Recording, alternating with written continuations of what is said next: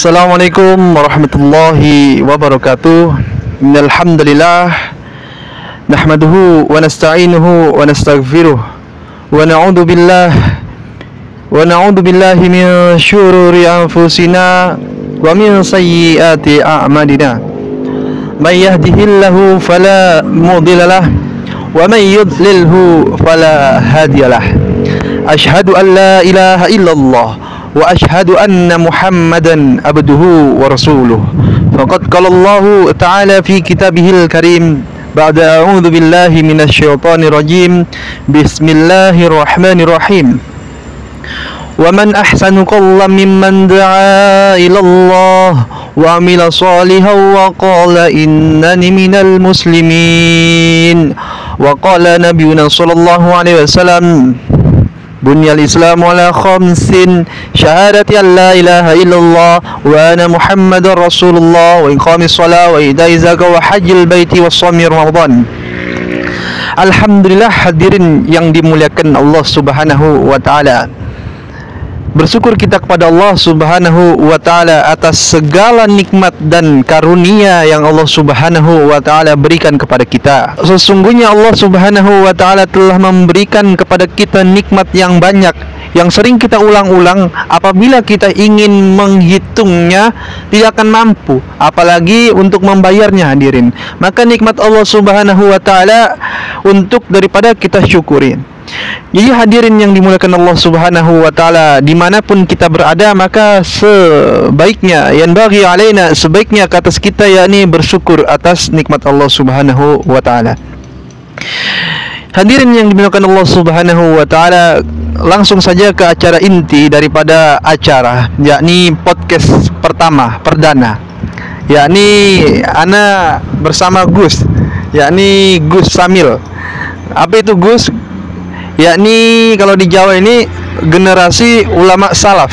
Jadi beliau seorang daripada anak ustadz atau anak kiai di sini yang punya pondok, yang santrinya sudah lumayan banyak, hampir 100 lebih. Jadi anak ingin berbincang-bincang yang mana beliau ini Masya Allah masih anak-anak, masih maksudnya di bawah umur, akan tetapi beliau bisa menghafal Al-Quran. Dan beliau dari kecil ini sudah lahir di pondok, dibesarkan di pondok, dan Masya Allah sekarang masih mondok. Alhamdulillah juga ana termasuk gurunya beliau, yang mengajar daripada adab ta'lim, nazam, ala-ala, dan bahasa Arab, yakni kitab Jurumiyah. Jadi langsung saja hadirin yang dimuliakan Allah Subhanahu wa taala, maka kita langsung tanya aja kepada Gus Samil. Beliau Masya Allah masih di bawah umur dewasa, dan orang tuanya pun punya pondok pesantren. Yang dimuliakan Allah Subhanahu wa taala, usut punya usut. Jadi Samil ini dinanti oleh kedua orang tuanya selama 7 tahun penantian, dan beliau ini anak satu-satunya. Gus Samil ini adalah anak satu-satunya. Maka dari sini kita bisa ambil daripada hikmah, hadirin. Ketika Allah Subhanahu wa taala sudah berkehendak, apapun bisa terjadi, hadirin. Maka hadirin yang dimuliakan Allah Subhanahu wa taala, kemudian ana akan bertanya kepada beliau, mungkin gimana dulu awal mula daripada antum menghafal ini, mulai dari umur. Langsung Gus Samil. Alhamdulillah. Assalamualaikum warahmatullahi wabarakatuh. Waalaikumsalam warahmatullahi wabarakatuh. Perkenalkan, nama saya Syamil Muntazar, umur 13 tahun. Hafal Al-Quran. Mulai menghafal pas umur Agak kenceng. TK. Kira-kira sekitaran umur 6 tahun. Umur 6 tahun. Ya. Masya Allah. Jadi Masya Allah, hadirin. Jadi beliau ini, Gus Samil ini, usut punya usut, menghafal mulai daripada umur 6 tahun. Menghafal Al-Quran dari umur 6 tahun. Dan sekarang Masya Allah, sekarang udah SMP. Mungkin udah beberapa hafalan beliau kan. Jadi sekarang kira-kira kisaran berapa? Sekarang Agak kenceng. 9 juz. 9 juz. Ya. Mau jalan 10? Iya, mau jalan 10. Kemudian rencana setelah lulus nanti ini di pondok antum ini mau lanjut kemana? Setelah lulus di pondok yang sekarang mondok ini? Kalau itu belum ada gambaran. Oh, jadi belum daripada ada gambaran. Kemudian gimana sih dulu antum ini cara metode menghafal antum gimana, atau dengan cara dibaca dulu banyak-banyak selama sebanyak 50 kali, atau langsung dihafal, atau gimana pas antum menghafal itu? Pas antum menghafal ini gimana buat, maksudnya motivasi buat anak-anak yang hafiz Al-Quran yang lagi mula-mula awal ngapal Al-Quran, Masya Allah. Jadi dari TK loh, ini Masya Allah sekali, di bawah umur dari TK mulai menghafal Al-Quran, sangat Masya Allah sekali. Kalau sekarang hadirin di akhir zaman ini, kalau orang-orang dulu menghafal Al-Quran ini sudah biasa, sekarang menghafal Al-Quran ini umur segini udah luar biasa sekali. Nah, sekarang sudah luar biasa sekali. Apabila ada anak yang di bawah umur ya, 18 ke bawah itu anak-anak masih di bawah umur, jadi menghafal Al-Quran ini sudah Masya Allah sekali, apalagi sudah 10 juz. Pernah anak ke India itu 2018, di sana umur 7 tahun sudah 30 juz itu. Di sana memang Al-Quran ini Masya Allah sekali.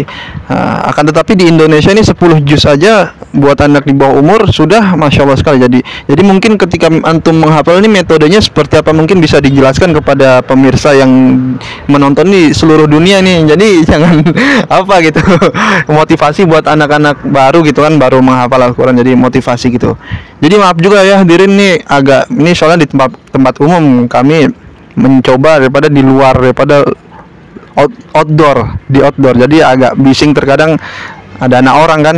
Jadi langsung saja kembali kepada Gus Samil, gimana motivasi buat pemuda, gimana pas antum menghafal ini, metode antum menghafal ini gimana?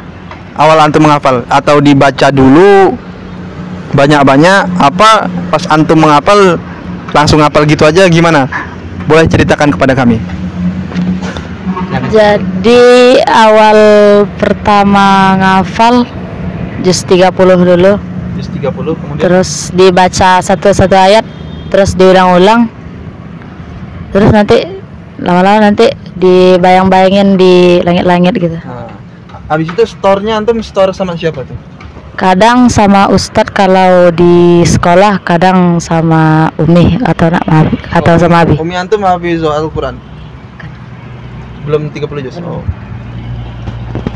Jadi hadirin yang dimuliakan Allah Subhanahu wa taala, Masya Allah. Jadi ini generasi Al-Quran wajib diviralkan nih yang seperti ini hadirin. Jangan perilaku konyol, perilaku bodoh langsung diviralkan. Ini loh ajaib, bisa dikatakan ajaib atau ajib, Masya Allah. Takjub kita dengan umur masih muda, 18 tahun ke bawah, tapi sudah banyak hafalannya. Mungkin yang mendengar video ini ada yang udah umur 18 tahun ke atas, berapa hafalannya? Itulah yang jadi risau kita. Kita umat muslim nih dengan Al-Quran jangan risih, atau jangan sampai kita ini tidak memegang sama sekali hadirin. Jadi kata beliau mengatakan bahwasanya awal menghafal itu Masya Allah dibaca-baca dulu juz 30, kemudian distorkan kepada ustadz kalau pas lagi di sekolah, kemudian distorkan lagi dengan uminya pas lagi di rumah. Jadi sangat generasi ulama salaf, Gus daripada Gus Samil Muntawar.